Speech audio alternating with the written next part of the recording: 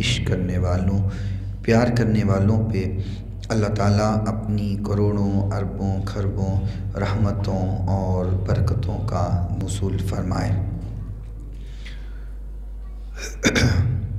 آپ حضرات اس بات سے بخوبی واقف ہیں کہ آج دسمبر کی 24 تاریخ ہے اور چند ایام کے بعد یہ سال جو ہے 2021 یہ ختم ہو جائے گا اور اگلا سال جو ہے وہ شروع ہو جائے گا۔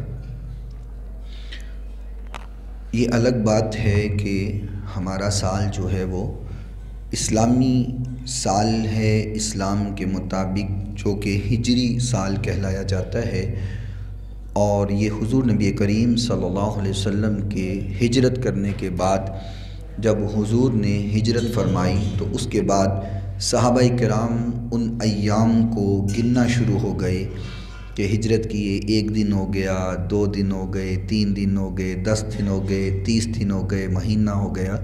تو وہاں سے تاریخ جو ہے وہ گننا شروع ہوئی تو وہ اسلامی سال کہلایا۔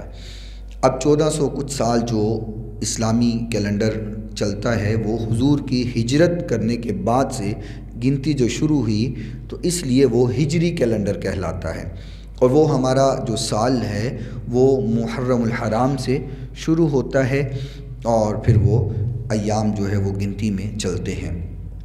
یہ جو سال چل رہا ہے جو 2021 اب ختم ہونے والا ہے اور 2022 شروع ہوگا تو یہ عیسوی کہلاتی ہے، یعنی کہ حضرت عیسیٰ علیہ السلام کی ولادت سے غالباً یہ پھر شروع ہوا، اور یہ گنتے آج جو ہے وہ 2021 سال جو ہے وہ چل رہا ہے، جو انشاءاللہ چند ایام میں ختم ہو جائے گا، اور پھر اس کا نیا سال 2022 جو ہے وہ تقریباً 6-7 دن بعد شروع ہو جائے گا۔ مقصد اس بات کو کرنے کا یہ ہے کہ یہ سال چونکہ ختم ہو رہا ہے، ہمارا بھی اس سے تعلق ہے، ہم اس سے جان چھڑوا نہیں سکتے کیونکہ ہم بھی اس کے مطابق چل رہے ہوتے ہیں۔ یہ الگ بات ہے کہ وہ عیسوی ہے، حضرت عیسیٰ علیہ السلام سے چل رہا ہے تو ہمارا تعلق تو حضرت عیسیٰ علیہ السلام سے بھی ہے، تو عیسوی کے ساتھ بھی ہمارا تعلق ہے، ہمارے بڑے کام اسی کے مطابق چل رہے ہیں، بلکہ چل اسی سے رہے ہیں۔ عربی سال یا عربی تاریخ کسی کو پوچھو تو پتہ ہی نہیں ہوتا، تو اس کے مطابق چل رہے ہوتے ہیں، تو یہ نہیں ہم کہہ سکتے کہ اس کے ساتھ ہمارا تعلق ہی نہیں ہے، تعلق تو ہے، کیونکہ ہم بڑے معمولات یا بڑے جو ہمارے پلان ہوتے ہیں، آئندہ کے معمولات ہوتے ہیں، ہم اسی کیلنڈر کے مطابق طے کر رہے ہوتے ہیں، تو اس کا مطلب تعلق تو ہمارا ہے، ہم اس کے ساتھ تعلق ختم نہیں کر سکتے۔ تو یہ سال جب شروع ہو رہا ہے تو ظاہری بات ہے یہ ہمارے لیے بھی شروع ہو رہا ہے، سب کے لیے شروع ہو رہا ہے۔ اس کے شروع ہونے پر اور جو سال ختم ہو رہا ہے اس کے ختم ہونے پر 31 دسمبر کی رات کو اس سال کے نئے سال کے شروع ہونے کے حوالے سے جو لوگ خرافات کرتے ہیں، جو اللہ کی نافرمانیاں کرتے ہیں، نیو ایئر نائٹ کی نام کے اوپر جو راتیں منائی جاتی ہیں اور اس کے اندر جس قدر اللہ کی نافرمانیاں کی جاتی ہیں، دعا کرتا ہوں اللہ تمام مومن مومنات مسلم مسلمات کو ان خرافات اور ان گناہوں سے محفوظ فرمائے۔ پھر بولیں ذرا آمین۔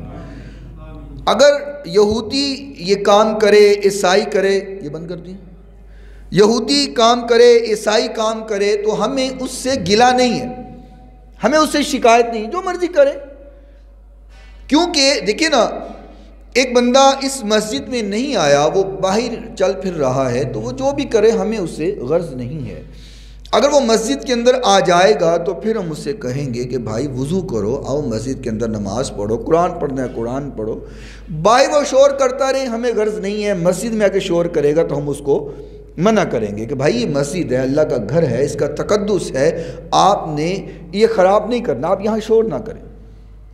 اب ایک کوئی عیسائی ہے، یہودی ہے، وہ مجوسی ہے، کوئی بھی ہے، وہ کچھ بھی کرے، وہ اس نیو ایئر نائٹ کے اندر شراب پیے، زنا کرے، کچھ بھی کرے، ہمیں اس سے گلہ نہیں ہے، نہ ہمیں ان سے کوئی شکایت ہے، وہ کچھ بھی کرے۔ ہاں جب کوئی مومن یا مسلمان حضور کا کلمہ گو، حضور کا امتی کہلانے والا جب وہ ایسا کوئی عمل کرے گا تو پھر ہمیں اس سے شکوہ ہوگا کہ ایمان والوں کی راتیں اس طرح نہیں گزرا کرتی، ایمان والے اپنی زندگی یوں نہیں گزارا کرتے، ایمان والے ان راتوں کو اس انداز میں نہیں گزارتے۔ ایمان والے راتیں کیسے گزارتے ہیں؟ اگر یہ دیکھنا ہے تو میرے نبی کی راتوں کو دیکھو، اگر یہ دیکھنا ہے تو صحابہ اکرام کی راتوں کو دیکھو کہ جب اللہ فتح عطا فرماتا، جب اللہ کوئی خوشی عطا فرماتا تو پھر صحابہ اکرام کی زندگی کیسے گزرا کرتی تھی۔ صحابہ اکرام کی زندگی سجدے میں سر رکھ کر کے گزرا کرتی تھی۔ خوشی منانا اسلام میں منع نہیں ہے، اسلام میں جائز ہے، لیکن طریقہ بتایا ہے۔ حضور نے جہاں پر کاروبار کرنے کا طریقہ بتایا ہے، جہاں پر لین دین کرنے کا طریقہ بتایا، جہاں رشتہ داریاں کرنے کا طریقہ بتایا ہے، جہاں میرے نبی نے کاروبار کرنے کا طریقہ بتایا ہے، وہاں پر میرے نبی نے خوشیاں منانے کا طریقہ بھی بتایا ہے۔ حضور نے مسکرانے کا طریقہ بتایا ہے، آنسو بہانے کا طریقہ بتایا ہے، لباس پہننے کا طریقہ بتایا ہے، لوگوں کے ساتھ تعلقات بنانے کا طریقہ بتایا ہے۔ لَقَدْ كَانَ لَكُمْ فِي رَسُولِ اللَّهِ أُسْوَةٌ حَسَنَةٌ، میرے نبی کی پوری زندگی ہمارے لیے اسوہ حسنہ ہے۔ کوئی ایسا لمحہ نہیں ہے کہ جو قیامت تک ہونا ہو اور میرے نبی نے اس کو گزارنے کا طریقہ نہ بتایا ہو۔ کوئی ایسا لمحہ نہیں ہے، قیامت تک کے لیے زندگی گزارنے کے طریقے میرے محبوب پیغمبر علیہ السلام نے بتائے ہیں۔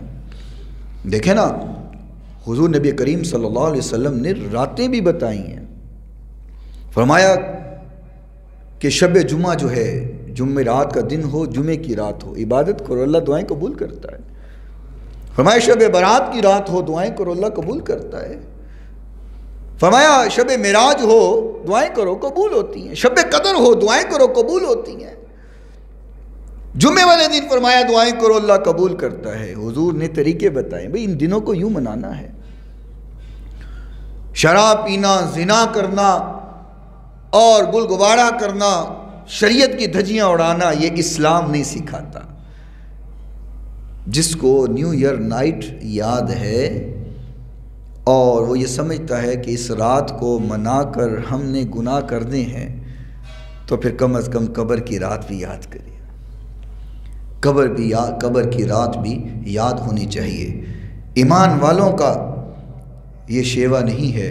محبوب کائنات علیہ السلام نے فرمایا، یہ جامعہ ترمذی شریف ہے، میرے محبوب پیغمبر علیہ السلام کا فرمان ایک آپ کی نظر کرتا ہوں۔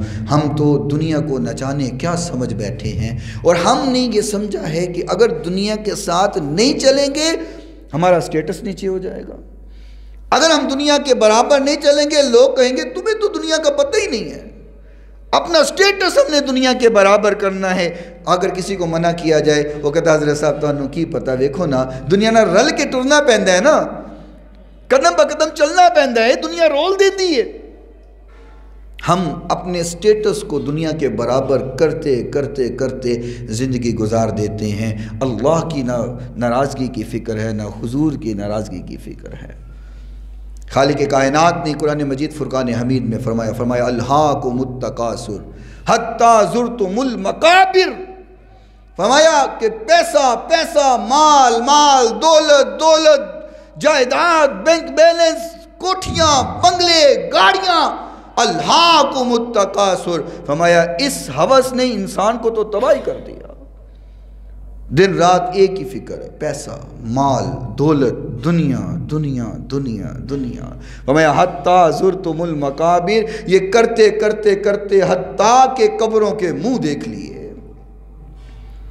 لیکن یہ ہوس ختم نہیں ہوتی ہے صرف دنیا کرنے سے۔ خالق کائنات نے قرآن مجید میں فرمایا ربنا آتنا فی الدنیا، جو بندہ صرف یہ کہتا ہے اللہ مجھے دنیا دے، اللہ مجھے دنیا دے، ربنا آتنا فی الدنیا، ربنا آتنا فی الدنیا، اللہ دنیا دے، فرمایا وما لہ فی الآخرۃ من خلاق، دنیا تو مل جائے گی پر آخرت میں اس کا حصہ کوئی نہیں، پھر کچھ نہیں، وہاں کچھ نہیں ہے، دنیا ملے گی۔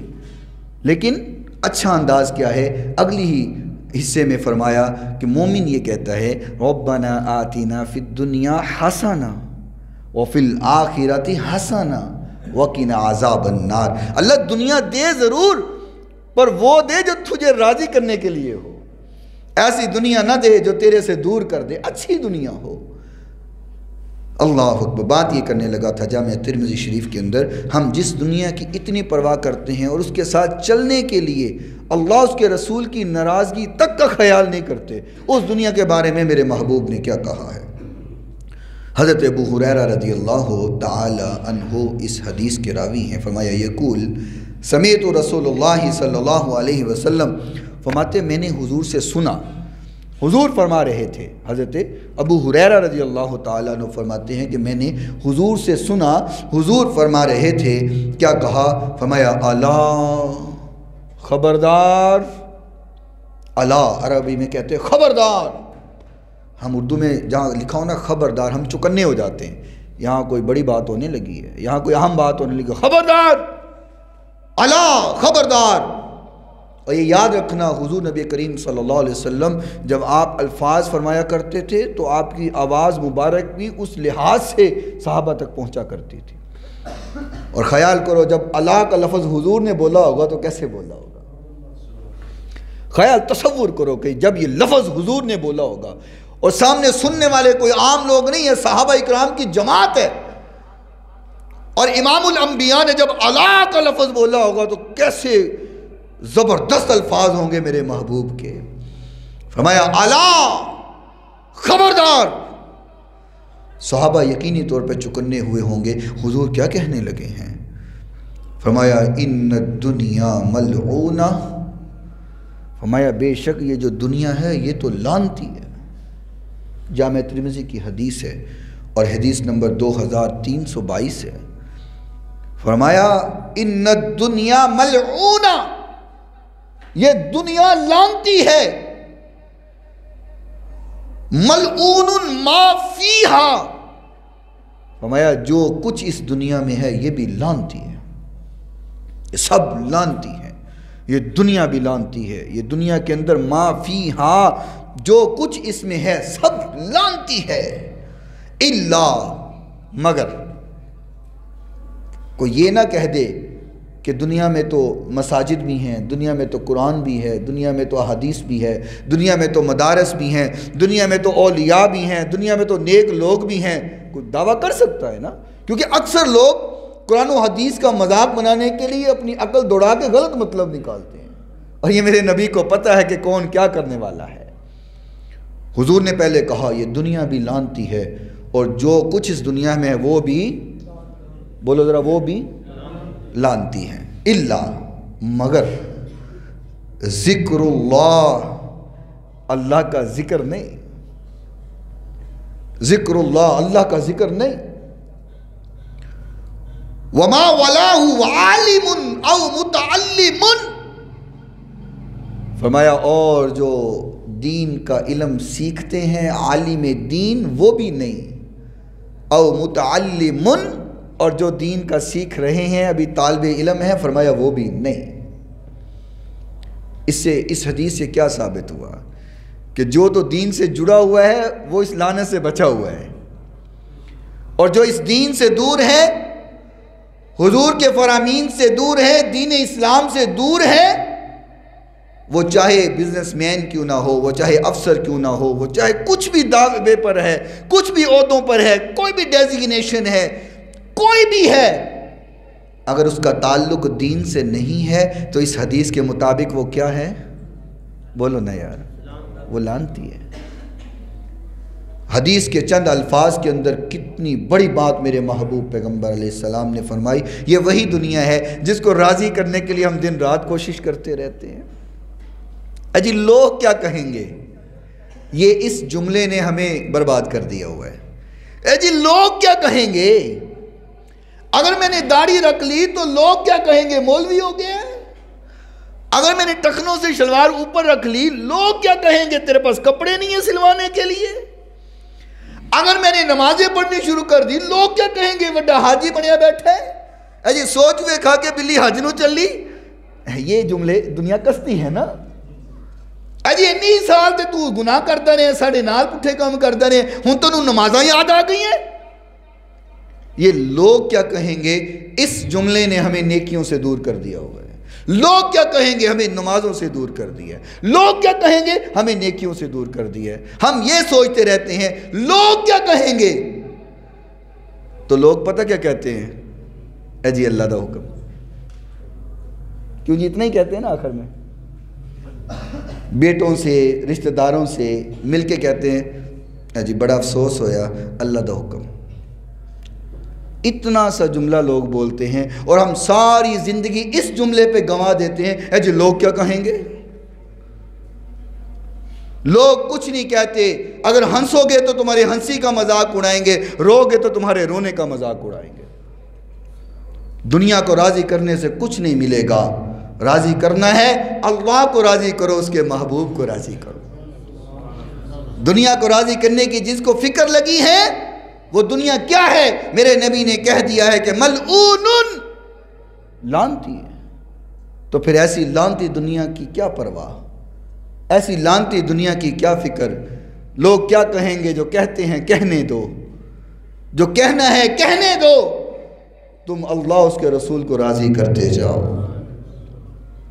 تو میرے بھائی یہ بات آج کی جمعہ میں عرض کر رہا ہوں کہ کہیں بھولے سے بھی ان لوگوں کے ہتھے نہ چڑھ جانا اور نیو ایئر نائٹ کو مناتے کہیں تباہ نہ ہو جانا. یہ دنیا ہمارے لیے نہیں ہے، یہ تو صرف ایک مسافر خانہ ہے، یہ ایک سرا ہے. یہ سرائے دہر مسافرو، یہاں کوئی کسی کا مکان نہیں. گئے تجھ سے پہلے بہت گزر، دیکھ ان کا نام و نشان نہیں. وہ زبان جو لاکھوں میں سخنو گو، رہے تکتے لوگ ان کے منہ کو. وہ زبان ہے آج چپ ہوئی، گویا منہ میں زبان ہی نہیں.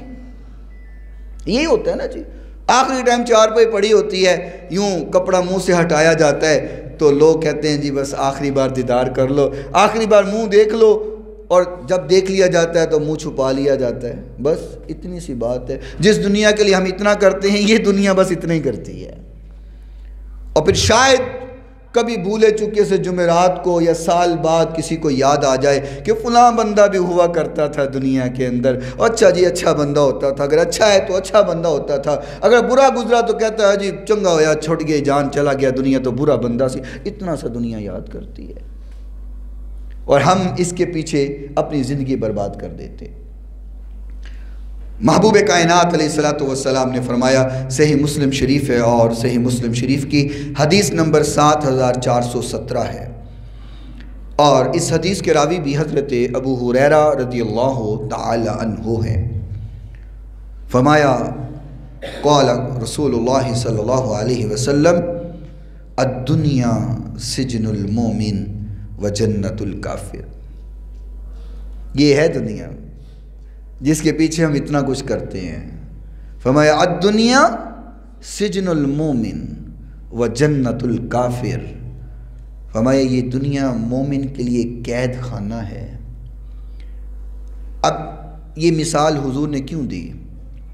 قید خانے میں کھانا بھی ہوتا ہے، سونا بھی ہوتا ہے، لباس بھی ہوتا ہے، سب کچھ ہوتا ہے، لیکن وہ پھر بھی قید خانہ ہوتا ہے. فرمایا مومن بے شک اس دنیا میں زندگی گزار رہا ہوتا ہے اور اس کے ساتھ چل رہا ہوتا ہے، لباس بھی استعمال کرتا ہے، کھانا بھی استعمال کرتا ہے، لین دین بھی کرتا ہے، تعلقات بھی بناتا ہے، کاروبار بھی کرتا ہے، بزنس بھی کرتا ہے، سب کچھ کرتا ہے. شریعت یہ نہیں کہتی کہ دنیا کو چھوڑو اور جنگلوں کے اندر چلے جاؤ. شریعت اس چیز کا حکم نہیں دیتی. شریعت کہتی ہے کرو، دنیا کے ساتھ چلو، معاملات کو چلاؤ، لین دین کرو، کاروبار کرو، کھانے کھاؤ، لباس پہنو، شادی بیاہ بھی ہوں گے، سارے معاملات دنیا کے ہوں گے. لیکن پھر بھی قید خانہ ہے. کیوں؟ اس لیے کہ جب کوئی قیدی ہوتا ہے وہ قید خانے کے اندر وہ ڈرا رہتا ہے، ہمیشہ ڈرا رہتا ہے. وہ وہاں پہ خوشحال نہیں ہوتا، وہاں پہ موجے نہیں کر رہا ہوتا، وہاں پہ عیاشی نہیں کر رہا ہوتا، وہ قیدی ہوتا ہے. باوجود اس کے کہ اس کو وہاں پہ ساری سہولیات میسر ہوتی ہیں لیکن وہ پھر بھی قیدی ہوتا ہے. ہمارے اس دنیا کے اندر جو تو ایمان والا ہے اس کی مثال وہ قیدی والی ہی ہوتی ہے، اور وہ ہر وقت اپنے آپ کو تیار کیے ہوا ہوتا ہے کہ آج نہیں تو کل میں نے اپنے اللہ کے پاس جانا ہے، آج نہیں تو کل میں نے اپنے رب سے ملاقات کرنی ہے.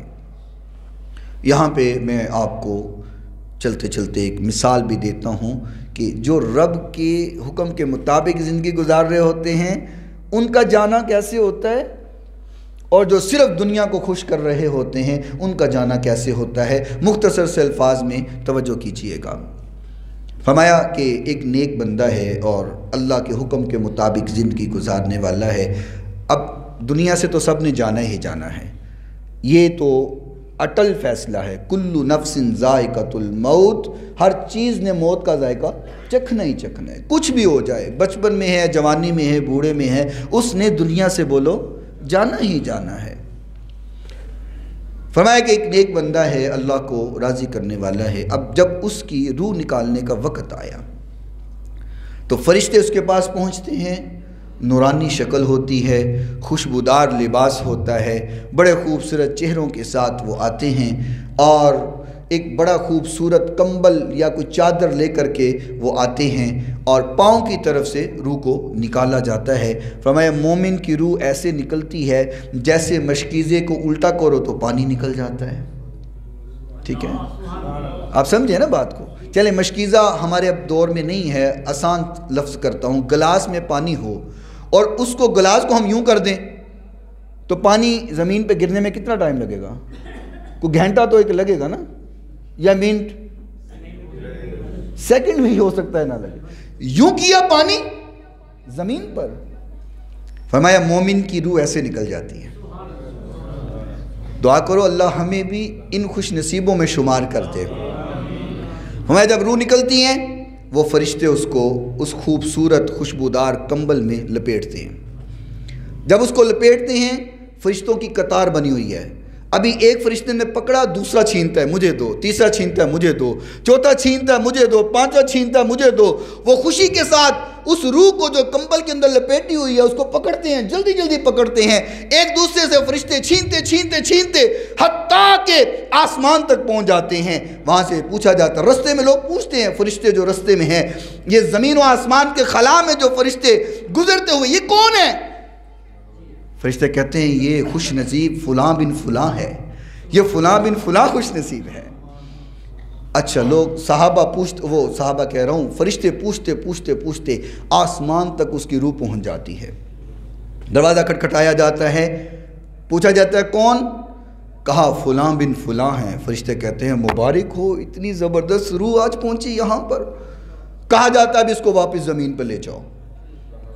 جتنی دیر میں وہ روح زمین تک واپس آتی ہے اتنی دیر میں اس کا کفن دفن ہو چکا ہوتا ہے اور وہ قبر کے اندر دفنایا جا چکا ہوتا ہے۔ یعنی کہ جتنی دیر میں آپ میت کو غسل دیتے ہیں، جنازہ لے کے جاتے ہیں، قبر بناتے ہیں، قبر میں دفناتے ہیں، اتنے پروسیس کے اندر روح آسمان سے ہو کے واپس آ جاتی ہے اور وہ جسم کے اندر دوبارہ ڈال دی جاتی ہے۔ اور پھر سوال و جواب ہوتے ہیں، وہ آپ علماء سے سنتے رہتے ہیں کہ من ربو کا، من نبیو کا، ما دینو کا، تیرا رب کون ہے، تیرا نبی کون ہے، تیرا دین کون سا ہے، یہ سوال و جواب ہوتے ہیں۔ یہ ہے نیک بندے کی روح جا کے واپس جسم تک آنے کا پروسیس۔ اب برے انسان کی روح کے بارے میں میرے محبوب پیغمبر علیہ السلام نے فرمایا کہ پاؤں کی طرف سے جب اس کی روح کو نکالا جاتا ہے تو اس طرح روح کی دھجیاں اڑ جاتی ہیں۔ فرمایا جس طرح خاردار جھاڑیوں کے اوپر ایک ململ کا نرم کپڑا ڈال دیا جائے اور اس کو ایک کونے سے کھینچا جائے۔ آپ اپنے اپنے تصورات کے اندر جا کے ذرا سوچیں کہ جھاڑیاں ہوں، کانٹے ہوں اور اس کے اوپر باریک سا ململ کا کپڑا ڈالا جائے اور ایک کونے سے کھینچا جائے تو اس کا کیا حال ہوتا ہے۔ فرمایا کہ اس طرح برے انسان کی روح کو کھینچ کے نکالا جاتا ہے، اور فرمایا کہ اس وقت وہ جس قدر چیخو پکار کر رہا ہوتا ہے، جس قدر وہ چیخیں مار رہا ہوتا ہے، فرمایا سوائے انسان اور جن کے ہر مخلوق اس کی چیخو پکار سنتی ہے۔ اور جو اس روح کو لینے کے لیے آئے ہیں ڈرونی شکلیں ہیں، بدبودار لباس ہیں اور گندا بدبودار جلتا ہوا ٹاٹ ہے۔ فرمایا اس کے اندر اس بری روح کو ڈالا جاتا ہے تو ڈال کے فرشتہ پھینک دیتا ہے۔ دوسرے فرشتے کے ہاتھ کو لگتا ہے وہ بھی پھینک دیتا ہے، تیسرے کو لگتا ہے وہ بھی پھینک دیتا ہے، چوتھے کو لگتا ہے وہ بھی پھینک دیتا ہے۔ پھینکتے پھینکتے رستے میں جتنے فرشتے ملتے ہیں، یہ کون بدبخت انسان ہے، یہ کون برا انسان ہے؟ کہا جاتا ہے یہ بدبخت فلاں بن فلاں ہے جس کی روح کو لے کے جایا جا رہا ہے، حتیٰ کہ وہ پہنچتے پہنچتے آسمان پر روح پہنچتی ہے اور پوچھا جاتا ہے یہ کون ہے؟ کہا جاتا ہے یہ فلاں بن فلاں ہے۔ فرشتے کہتے ہیں اتنا برا انسان، اتنا بدبخت انسان لائے ہو؟ کہا جاتا ہے اس کو زمین پہ پھینک دو۔ اتنی دیر میں وہ کفن دفن کا جو پروسیس ہے وہ کمپلیٹ ہو چکا ہوا ہوتا ہے، آسمان سے اس روح کو پھینک دیا جاتا ہے اور وہ دڑام کر کے آ کے جسم کے اندر گرتی۔ ہم جب کسی کو سمجھائیں یا کسی کو بات کریں کہ بھائی یہ دنیا دل لگانے کی جگہ نہیں ہے، جگہ جی لگانے کی دنیا نہیں ہے، یہ عبرت کی جا ہے تماشا نہیں ہے، مٹے نامیوں کے نشاں کیسے کیسے، زمین کھا گئی نوجوان کیسے کیسے، جگہ جی لگانے کی دنیا نہیں ہے، یہ عبرت کی جا ہے تماشا نہیں ہے۔ جب ہم لوگوں کو کہتے ہیں اس دنیا سے اتنا دل نہ لگاؤ کہ اللہ سے غافل ہو جاؤ، کہتے ہیں ویکھی جائے گی جو ہوئے گا، ہاں جی ویکھی جائے گی جی جو ہوئے گا، تو انہوں مولویوں نے تو کام بھی کوئی نہیں ہو، تسی تو مسیح جو گئے ہو، تو انہوں کی پتہ ہے دنیا دا ویکھی جائے گی جو ہوئے گا۔ اور جب آ کے کہتے ہیں نا حضرت صاحب دعا کرو، فلاں ٹینشن ہو گئی، مسئلہ ہو گیا، فلاں کاروبار خراب ہو گیا، بچہ بیمار ہو گیا، تو پھر میں کہا جاتا ہوں تو کہنا انہیں سے ویکھی جائے گی، تو آپ ویکھ دعاواں کران کیوں آئے ہیں؟ اوکھے ویلے پھر مولوی یاد آ جاندے نے، تو سوکھے ویلے مولوی بڑے برے لگ دے نے سانوں، سوکھے ویلے بڑی نفرت آندی ہے مولویاں کو، مولوی اس لفظ کو گالی بنا دیا مولوی، اور بڑے برے لگتے ہیں مولوی ہمیں۔ تو جدو اوکھا ویلا آندہ ہے نا تو پھر سارے کام چھڑ، پہلے کہنے جی سر خور کو نویل نہیں مولوی صاحب، تسی تے ویلے ہو نمازاں جو گے، سارے کول تے وقت کوئی نہیں نماز پڑھنا سے، سر خور کو نویل کوئی نہیں۔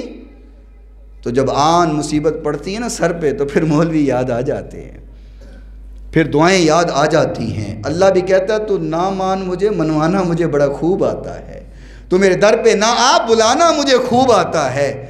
کب تک دور رہے گا؟ ایک دن تو آئے گا، پھر میرے در پہ ہی آئے گا، کوئی اور داری نظر نہیں پھر آتا، بندہ پھر مسجد کے اندر آ کے بیٹھ جاتا ہے۔ یہ قرآن میں اللہ نے حالت بیان کی ہے، اللہ کہتے ہیں یہ وہ میرے انسان بندے ہیں کہ جب ان کے اوپر آسانی آتی ہے مجھے بھول جاتے ہیں، اور جب مشکل آتی ہے تو مجھے یاد کرنے لگ جاتے ہیں۔ یہ تو اللہ نے حالت انسان کی قرآن میں بیان کی ہے۔ اللہ اکبر۔ تو جب ہم کہتے ہیں کہ آ جاؤ دنیا سے دل نہ لگاؤ، تو کہتے ہیں یہ تو تمہیں کیا پتہ، یہ دنیا ہی تو ہے سب کچھ۔ تو فرمایا کہ برے انسان کی روح کے ساتھ یہ معاملہ ہوتا ہے، نیک کے ساتھ یہ معاملہ ہوتا ہے۔ اب ہم نے کدھر جانا ہے یہ ہمارے پاس آپشن موجود ہے، ہمیں فکس نہیں کر دیا گیا، آپشنل رکھا ہے۔ جنت کی طرف جانا ہے ایک آپشن یہ ہے، جہنم کی طرف جانا ہے ایک آپشن یہ ہے، آپشنل ہے۔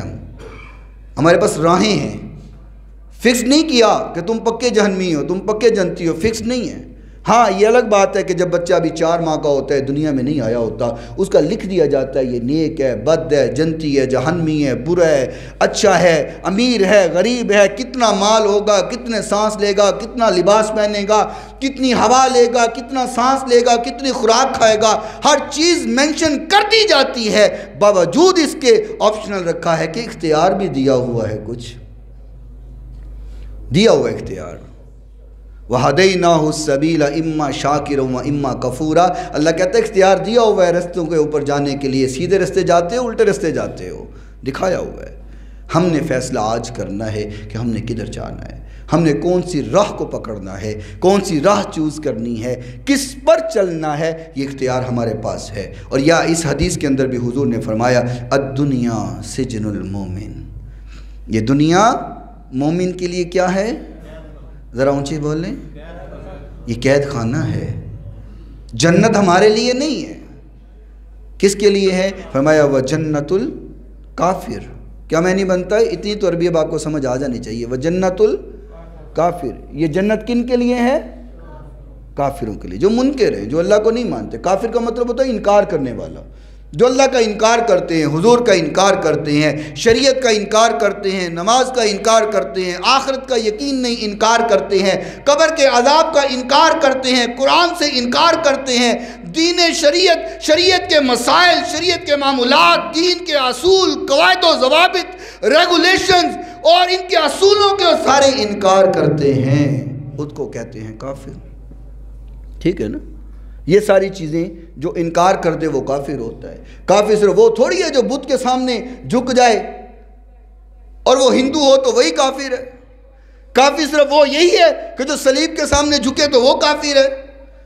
کافر صرف وہ تھوڑی ہے کہ جو بتوں کے سامنے سجدے کرے، جو سکھ ہو، جو یہودی ہو، جو عیسائی ہو، صرف وہ کافر تھوڑی ہیں۔ ہم نے کہا صرف وہ کافر ہیں، ہم یہ کہتے ہیں نا صرف وہ کافر ہیں۔ کافروں میں فرق ہے، وہ کیٹیگرائز کیے ہوئے کافر ہیں۔ کوئی نماز کا انکار کرتا ہے تو وہ نماز کا کافر ہے، کوئی روزے کا انکار کرے گا تو روزے کا کافر ہے۔ تو فرمایا وَجَنَّةُ الْكَافِرِ، یہ جنت جو ہے یہ کافروں کے لیے ہے۔ آؤ ایک دو حدیثیں میں آپ کے سامنے اور رکھتا ہوں اور پھر بات کو ختم کریں۔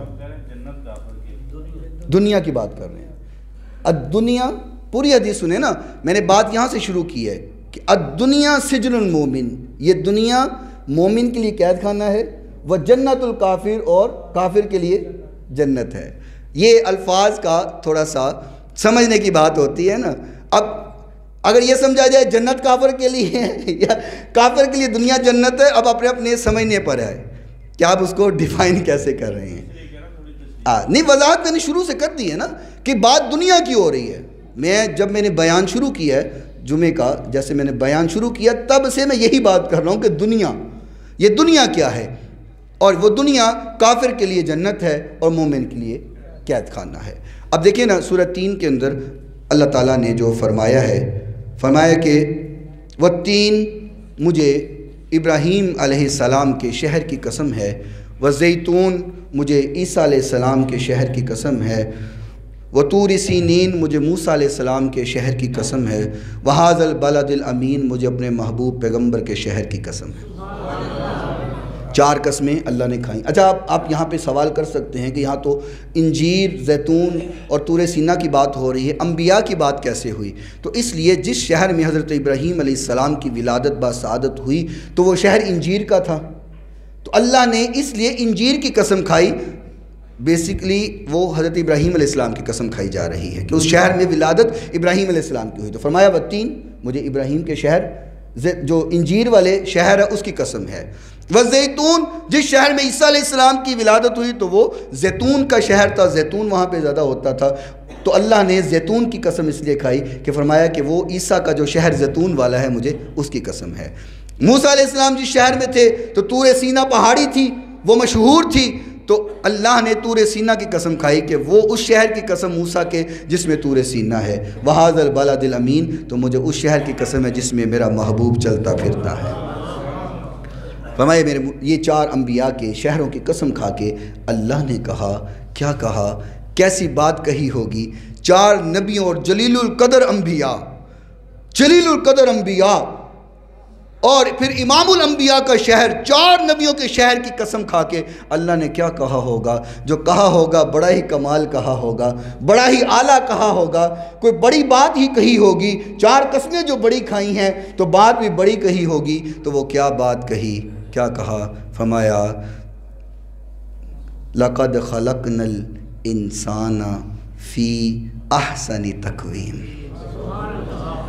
فرمایا میں نے انسان کو بڑا ہی پیارا بنایا ہے، بڑا ہی خوبصورت بنایا ہے۔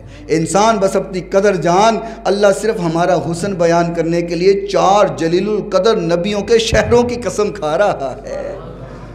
لَقَدْ خَلَقْنَا الْإِنسَانَ فِي أَحْسَنِ تَقْوِيمٍ، فرمایا میرے بندے میں نے تجھے بڑا حسین و جمیل بنایا ہے، اس کی قدر کر۔ اللہ نہیں چاہتا میرا حسین و جمیل بندہ جہنم میں چلے، یہ انسان خود ہی جہنم کی طرف جا رہا ہوتا ہے۔ آخری حدیث سماعت فرما لے اس دنیا کے حوالے سے جس میں ہم مگن ہیں اور اس دنیا کے اندر دل لگایا ہوا ہے اور دنیا کی خاطر اللہ کو بھی چھوڑے ہوئے ہیں، حضور کو بھی چھوڑے ہوئے ہیں، آخرت بھی بھلائے ہوئے، قرآن بھی بھلائے ہوئے، اس دنیا کے ساتھ دل لگائے ہوئے میرے محبوب پیغمبر علیہ السلام نے فرمایا، بخاری شریف ہے اور اس کی حدیث نمبر 6637 ہے، اور اس حدیث کے راوی بھی حضرت ابو ہریرہ رضی اللہ تعالی عنہ ہیں، اور 6485 پر بھی یہ حدیث، دو جگہ پہ بخاری شریف میں یہ حدیث ہے۔ حضور نے فرمایا والذی نفس محمد بیدہ، فرمایا کہ مجھے قسم ہے اس ذات کی جس کے قبضہ قدرت میں محمد کی جان ہے صلی اللہ علیہ وسلم۔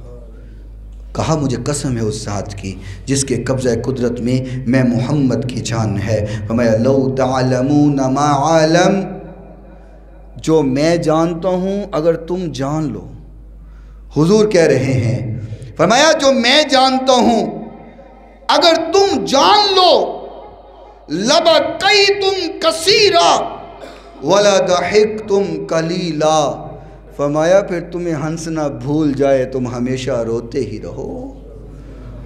فرمایا جو میں جانتا ہوں اگر تم جان لو تو پھر لبکیتم کثیرا، تم کثرت سے رویا کرو، کثرت سے رویا کرو، اکثر اللہ کے سامنے رویا کرو، اکثر آنسو بہایا کرو۔ وَلَضَحِكْتُمْ قَلِيلًا، اور ہنسنا تو تم ویسے ہی بھول جاؤ، بہت کم ہنسو، بہت کم ہنسو۔ حضور کبھی کوئی بات ہوتی تو اب تبسم فرماتے، صرف تبسم فرماتے، اور ایک حدیث میں ہے حضور نے فرمایا کہہ کے لگا کے ہاں ہاں ہاں ہاں کر کے ہنسنا، فرمایا یہ مومن کی شان نہیں ہے، فرمایا اس طرح مت ہنسا کرو۔ ہم ہاں ہاں ہاں ہاں کر کے گل گبارہ کرتے ہیں اور اس طرح ہنستے ہیں، میرے نبی نے منع فرمایا۔ حضور کو بڑی خوشی ہوتی، حضور تبسم فرماتے، اور اس سے زیادہ تھوڑی سی خوشی ہوتی تو حضور اتنا سا ہنستے کہ صحابہ فرماتے کہ آپ کی داڑھ مبارک نظر آنا شروع ہو جاتی، لیکن آپ کبھی کہکا نہیں لگاتے، ہاں ہاں کر کے نہیں ہنستے، کیونکہ یہ دنیا جو ہے یہ ہنسنے کے لیے نہیں ہے، یہ تو مسافر خانہ ہے، اس میں ہم نے اگلے جہاں کی تیاری کرنی ہے۔ اللہ مجھے اور آپ کو عمل پیرا ہونے کی توفیق عطا فرمائے۔ وآخر دعوانا ان الحمد للہ رب العالمین۔